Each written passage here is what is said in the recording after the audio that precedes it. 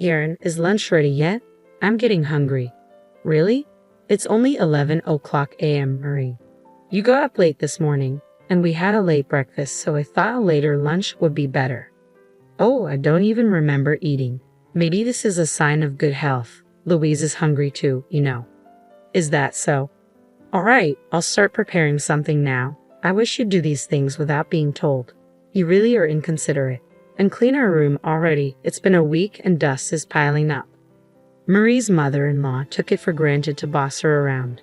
One would think that if she's so healthy, she could do her own cleaning and cooking. I can't understand why she stopped doing things she likely did herself before I came into the picture. I'm Karen Miller, a 30-year-old dual-income homemaker. I'm still working at the foreign company I joined before getting married. There are late hours but hardly any weekend work, so I should be able to relax on Saturdays and Sundays. But from early morning to late night, I'm kept busy by my in-laws with household chores and errands. My husband doesn't help at all, even though I'm slaving away for his parents, Marie and Louis.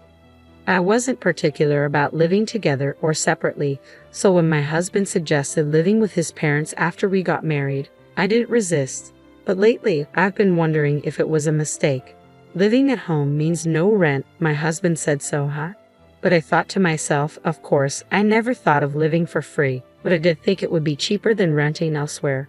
So we pay for utilities as a sort of rent. We split the food expenses with the in-laws, but since Louis and Marie, who are retired and at home all day, eat a lot for their age, it feels like we're paying more. Still, it's cheaper than renting an apartment, and since I was continuing to work after marriage, having the in-laws around seemed reassuring. I thought it would be easier if we share the housework. When I work late, my husband has already finished dinner with his parents. It's easier than coming home late and having to cook, but there's never anything left for me. We both work, so I thought it was only fair that whoever can do the housework does it. Before we got married, my husband said the same thing. He said housework is a piece of cake, leave it to me. So I thought he must have been doing various chores up until now. But it turns out since getting married, he hasn't done a thing. Laundry, cleaning, tidying up. Marie had been doing it all. He would even make instant food for himself. So even if I'm working late and my husband comes home early, there's no way he'll prepare dinner. I should be grateful Marie's there. Otherwise, I have to cook when I get back. But it's disheartening that my husband doesn't say a word, even when my portion isn't prepared. He never lifts a finger to clean up. The dirty dishes remain on the table, and the pots and utensils are left in the kitchen. I end up cleaning up after meals I didn't even eat. Coming home tired from work and then dealing with this is quite exhausting. My husband, having skipped dinner preparation, acts as if he's had it easy, which just adds to my frustration. In this house, everyone thinks it's natural for the daughter-in-law to do the cleaning and laundry. The in-laws don't even clean their own room. On my days off, chores pile up as if they have been saving them just for me. Sometimes I wonder if they're deliberately creating tasks for me. Louis is 68 and Marie is 65, but they're incredibly energetic and talkative. They seem more vigorous than me, so I wonder why they can't do the housework. Well, it's good that they are healthy. It would be much harder if they needed care, that's true. But listen, if it ever gets too much, come back home. You always have a place to return to here. Don't feel like you have to endure everything. If you want to escape, you don't have to suffer in silence, Mom. But you're also going through a lot, aren't you? Please don't overdo it either. Having Mom to listen to my complaints helps me keep going. But right now, I have another worry. My father, Sam, is ill and in the hospital. His condition doesn't seem to be improving. My parents are a close couple, and Mom visits him almost daily. I try to visit as much as I can, but between work and chores at my in-laws, it's hard. When I finally manage to visit, Dad looks so happy, which reassures me. But each time I see him, he looks thinner, and it pains me. Mom must be feeling the same way. Mom, are you resting enough? You look pale. I'm fine, dear. Just make sure to take care of yourself. I know.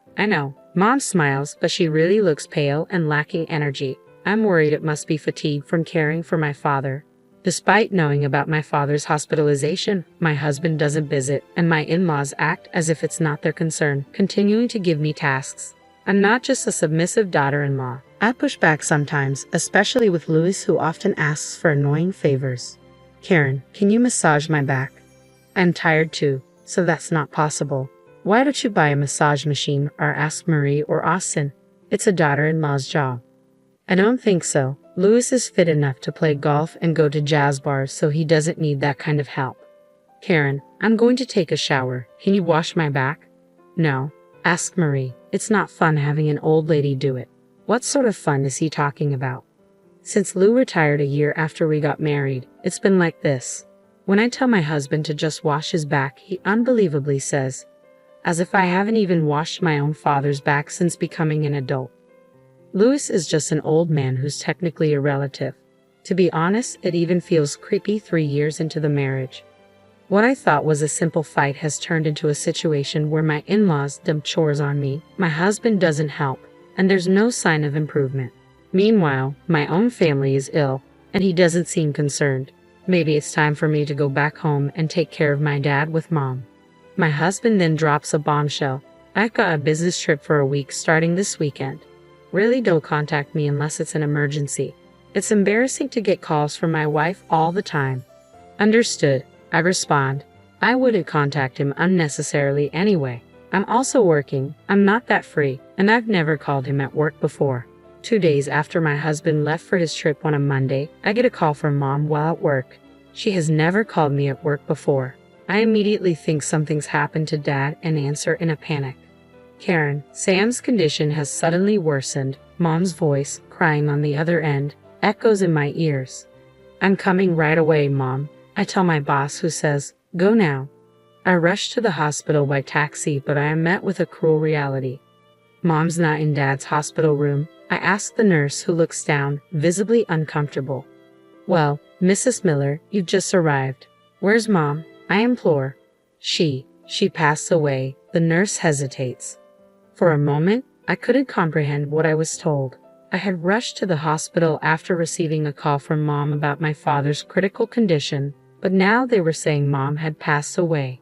It didn't make any sense. Please, the nurse says softly, leading me to another room with just one bed, dimly lit. Someone was lying there, but it couldn't be Mom. Yet, as I approached with trembling legs, the face. What I saw was unmistakably my mother, silent and motionless. Mom was there. How could this be? The nurse explained that after calling me, Mom had returned to my father's room. A while later, they found her collapse over the bed, still holding my father's hand, already lifeless. Perhaps a heart attack, the nurse suggested. As she spoke, another nurse appeared. Mrs. Miller, your father? At the same moment, I returned to my father's room. He passed away. No way, no way. I felt as if all strength had drained from my body. I couldn't understand what had just happened. Both my parents gone, just like that. It was too surreal to believe. I stood there stunned for what felt like an eternity. I need to tell Austin, and in a daze, I remembered to contact Austin. Shaking, I took out my phone and called him. As the phone rang, the reality of my parents' deaths hit me, and I couldn't stop the tears. Hello, Austin. I'm at work right now, but it's an emergency. My dad and Mom have. They're gone, I managed to say through my sobs. Both of them are gone. An accident? I asked, hoping for a different answer. No, but I don't know what to do. Despite my obvious distress, Austin's response was cold and detached. Did you forget what I said before my trip? He continued. I'm on a business trip. Don't call me unless it's a real emergency. For a moment, I couldn't comprehend what Austin had said. It was probably because his response was so far from what I had expected. I thought I had misheard, but the shock made my tears recede. What did you just say? I told you not to call unless it's an emergency. My parents just died. Isn't that an emergency? If they were about to die, maybe. But what's the point now? That's not an emergency. What are you talking about? You're coming home, right? It's not too late, I pleaded. I'm busy. Goodbye. Austin hung up, and no matter how many times I tried, he didn't answer again. Then I called Marie. Marie, my parents passed away. I thought it was just your father who was sick. Yes, but both of them. Well, isn't that nice? They were such a loving couple. Better for them to go together. You know they say loving couples go to heaven together. They must be happy. How can you say that? Well, you'll be busy now with the wake and the funeral, but it's good you can do it all at once. Louis and I won't be attending. What? We don't want to risk our health. Leaving people's health is more important, you know.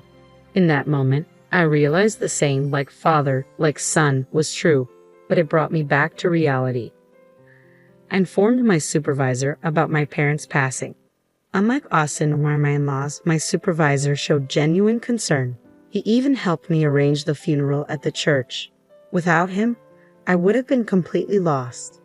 Despite Austin's words, I thought he would return for the funeral, but he never did. Thanks to my supervisor, colleagues, friends, and relatives, I was able to say goodbye to my parents. The real sorrow hit me after the funeral, when I returned to my parents' house and faced their photographs alone. I never imagined they would both pass away so suddenly. I couldn't believe that this was like a bad dream I'll wake up from. I talked to their photos. This can't be true, Dad, Mom. It's not fair to leave me alone like this. I held their pictures and cried like a child. After crying, I realized the harsh reality. Austin, who didn't bother to show up, and in-laws who didn't even attend the funeral. I had no family left to support me. Anger towards Austin began to build up. How could a husband not rush to his wife's side at such a time, saying such things during work? That's not normal. I was prepared for what was to come. 5 days after the funeral, 3 days later than planned, Austin returned, acting as if nothing had happened. I couldn't understand how he could be so indifferent. So, your parents' funeral is over, huh? Of course. What do you think? Well, I extended my trip by 3 days to avoid the funeral hustle. Must have been fun for you. It's work, not fun. But you're lucky now, no need to worry about your parents' old age. Any insurance money coming in? Austin's face had a smile that seemed almost inhuman. I wondered if he was an alien, unable to understand human feelings or words. Are you serious? Yeah, how much of that money do I get? What? What are you talking about? Of course, the wife's money belongs to her. I felt tears coming again, wondering why I married such a man. When I stayed silent, Austin looked around the room. He finally seemed to notice the change in the house. What? The house seems so tidy. Did you clean it up like you did with your parents? His insensitivity made my fists clench. How far could this person test one's patience? How could he not offer a single word of comfort to his grieving wife? But he was clueless about reality. It was time for me to make him understand. I took a deep breath and looked up at Austin. I'm going on a long business trip. Take good care of Louis and Marie. Austin seemed confused, looking around the house, still nothing grasping what I meant. Where are Mom and Dad? Did they go shopping? He just realized they're not here. Where did they go? To the hospital. They hurt their backs while I was away. For my parents' funeral, my in-laws started to move a very heavy piece of furniture from my room to theirs and ended up with lower back strains. When I returned, they were in agony, unable to move, having gone without food or water for 2 days, unable even to go to the bathroom. I wondered if this was some kind of divine retribution. I called an ambulance for my in-laws but didn't accompany them, explaining that we weren't related. Emergency vehicles don't allow non-relatives to ride along. I gave the paramedics Austin's number, but I knew him well enough to expect he wouldn't answer unknown calls. Why didn't you contact me? Well, you didn't come back even when your parents passed away, so I assumed you wouldn't for a back injury. Don't equate your parents with mine. Your parents are strangers, but mine are family. Oh, I see. That's reassuring. Then you'll take good care of them. What do you mean by take care? If they're immobile for too long at their age, they might end up bedridden. Austin started trembling. That's not true, right? You'll do well taking care of your precious parents. I have an important business trip. Our parents are in trouble, and you're talking about a business trip. Are you even my wife? I glared at Austin. Which mouth is he speaking with? How dare he, who ignored his own in-laws, say that to me? But I learned from you that business trips are more important than family emergencies. That's different. I never imagined my own parents in such a situation, especially during an important business trip. If I had been treated well by my in-laws, I might have felt obligated to care for them. But unfortunately, I felt no such inclination. I can't bother with others. Besides, like you said, my parents were family, but yours are strangers to me. Aren't you my wife? And what are you? Weren't you my husband? Even your colleagues were shocked. Colleagues? What are you talking about? Your boss attended the funeral. I had called Austin's company when I couldn't reach him, suspecting something.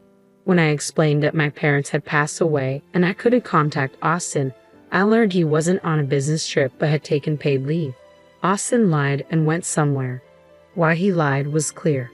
He emphasized not to contact him, probably because he was with someone he'd be troubled to be seen with. He was on leave, not a business trip. Where did you go and with whom? Your colleagues were also wondering where you were during my parents' funeral. You'll probably be asked when you return to work. Austin turned pale. Taking leave isn't a problem, but being unreachable in such a crisis is. I'll have a hard time explaining that, plus my potentially bedridden in-laws. He probably just woke up to the reality waiting for him after his enjoyable trip. Anyway, you deal with my parents. It's your job as my wife. I've decided to stop being your wife. I'm here to tell you that my long trip was not a lie. I don't lie like you. What do you mean, stop? I am divorcing you. I handed him the completed divorce papers. My things are already at my parents' house. Then who will take care of my parents? That would be their son, you. I can't do it. That's none of my concern. Leaving Austin behind, I returned to my parents' house. I had checked Austin's computer, finding plenty of photos of him with another woman and evidence of their trip together. I printed everything out, making the divorce process straightforward. I naturally demanded compensation from Austin. His affair and absence from my parents' funeral became widely known at his workplace, leading to criticism from his boss and colleagues. He became uncomfortable at work and eventually resigned. The conflict over the compensation claim and his resignation from work led to his affair partner leaving him. A month later, my former in-laws were discharged from the hospital. They're now homebound, living mostly in bed due to their refusal to undergo any rehabilitation. They seem financially stable with their pension and savings, but Austin, unable to find a new job, is only working part-time jobs to barely contribute to the living expenses and care for his parents. He's stuck at home, constantly arguing with them. He called me once, crying and begging me to return, but I refused. My former in-laws also reached out, claiming that Austin's care was inadequate and asking me to return and take over. When I suggested hiring a home health aide with their funds, they refused, wanting to save money without considering how long they might need assistance. Their words, expecting me to take care of them cheaply or for free, made me realize they hadn't changed at all. I never want to be involved with them again. I still cry when I think of my kind parents, but I know that constant tears won't let them rest peacefully in heaven. Once I complete the memorial ceremony for my parents, I plan to go on a long-term overseas assignment. I'm ready to move on, keeping my parents' memories close and embracing life positively with a smile.